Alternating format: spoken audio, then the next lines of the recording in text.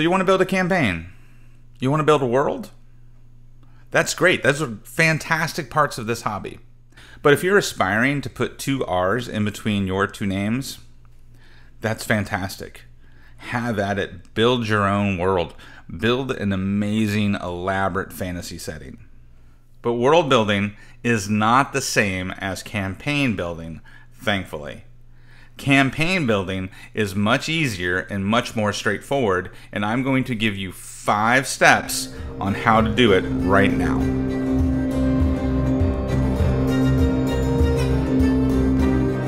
So these are my get even steps of campaign building, and you'll see why I call them that. The first step is 2 simple locations, because that's all you need to play your first game. And the 2 most obvious choices are a dungeon, because it's in the name of the game, and a village, because your players will need somewhere to interact with NPCs, and they're going to want to buy stuff, and they're going to make trouble in the tavern. That's what player characters do. And you're in luck, because we've already given you a 2nd level dungeon and a starting village in our How to Design playlist. And when we come back to this topic to drill down on it, I'll give you a 1st level dungeon inside a starting village. Your first 2 locations don't have to be a village and a dungeon. They could be a ship full of NPCs and a mysterious island. They could be a haunted house in the middle of a city, or it could be a pocket dimension inside a wizarding school. They can be fun and fantastic, but when I say simple, I mean not big. Don't overcomplicate things, because the goal here is to get started playing as soon as possible.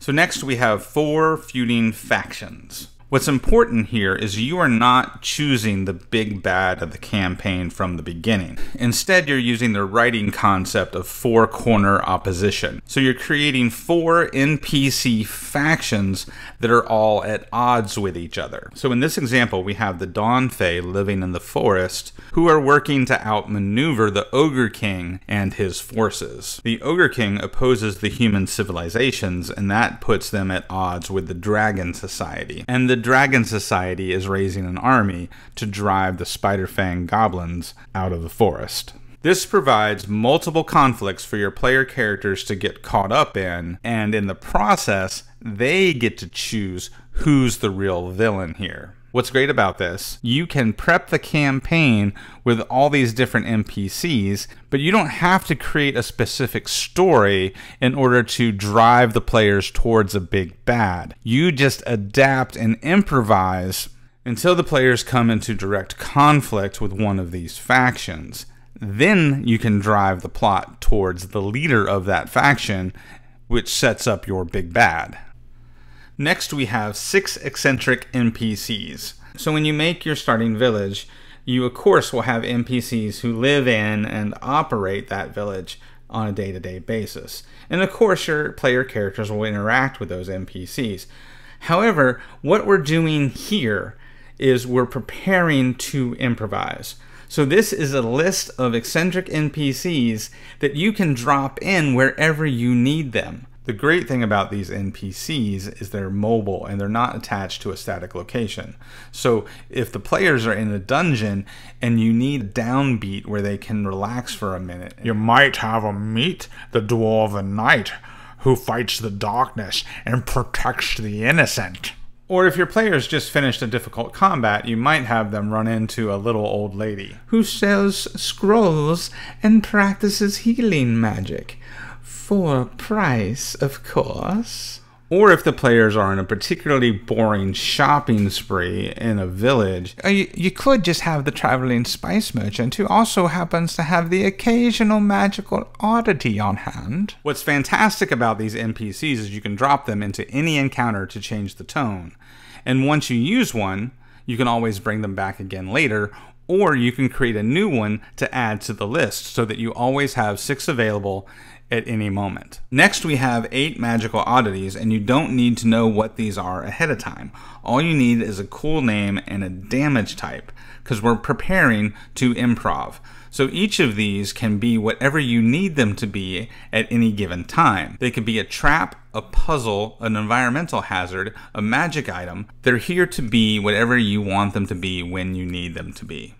So here are some examples. The Golden Soul could be a puzzle where only good aligned characters are able to touch it, and non-good aligned characters take fire damage from it. Or the Golden Soul could be an old elven temple in the middle of the forest, where the door is literally made of fire. Thunderguard could be a magical shield, or it could be a cursed dwarven ruin that radiates a monsoon. Moonwarp could be a magical trap, and the only way to disarm it is to shine the light of the moon upon it. Soul Silver could be a holy relic, or it could be a part of the forest where ley lines generate magical energy. The Acrid Summoner could be a trap that conjures a black pudding, or it could be the tomb of an ancient wizard who even in death corrupts the nearby land with its dark magic. The Hand of Hubris could be a puzzle lock that can only be touched by chaotic characters, or it could be an eerie mountain pass haunted by a poltergeist. Bloodforge could also be a magic item, or it could be a worship center for an evil cult who practices human sacrifice. The Vicious Whisper could be the ghost of a Yuan-Ti princess, or it could be a specific thieves' cant that allows you entrance into the Assassin's Guild. The point is, you have these things prepared whenever you need to improv something at the table. The goal here is instant inspiration,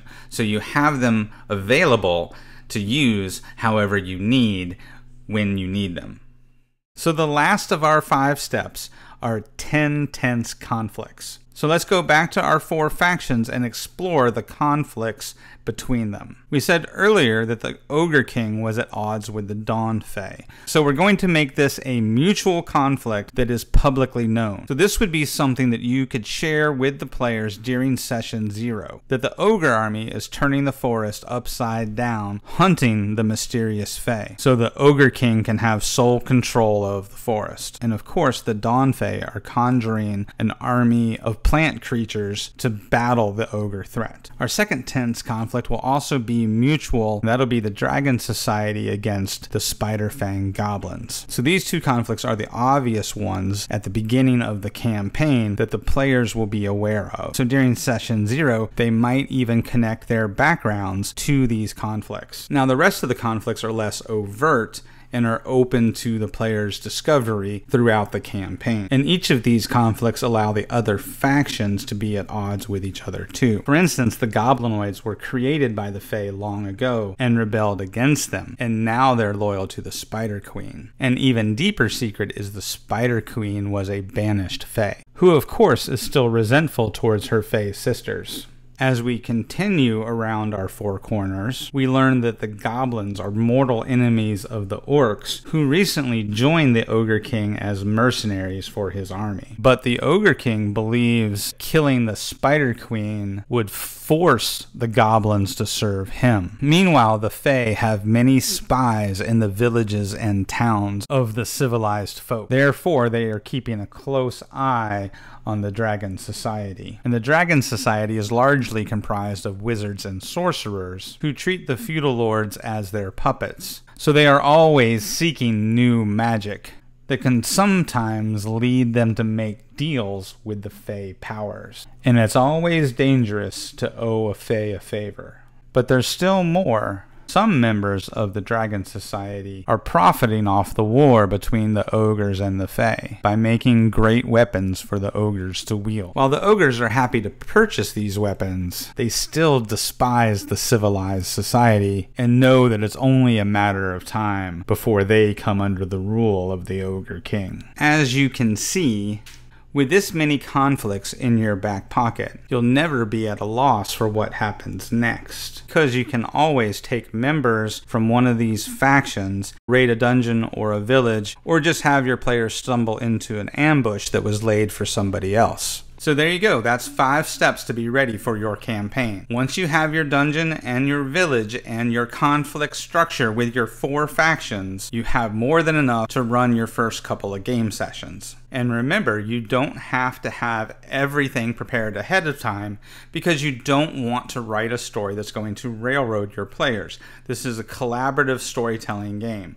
Emphasis on the collaborative. So you want to have a structure that makes it easier for you to prepare future sessions, but you don't need to map everything out now.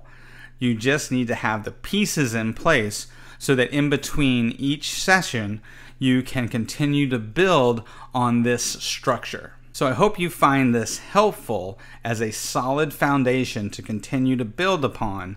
And we'll come back to each of these in following videos, so subscribe and stay tuned as we drill down on each one of these steps and elaborate on them to help you grow and develop a campaign that you could play for 6 months to a year.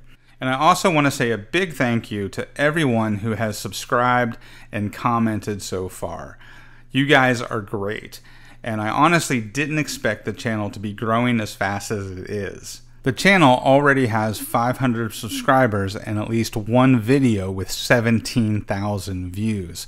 That's amazing for a channel that's only 3 months old. Sincerely, thank you for your support, and continue to like and comment on the videos because that really helps.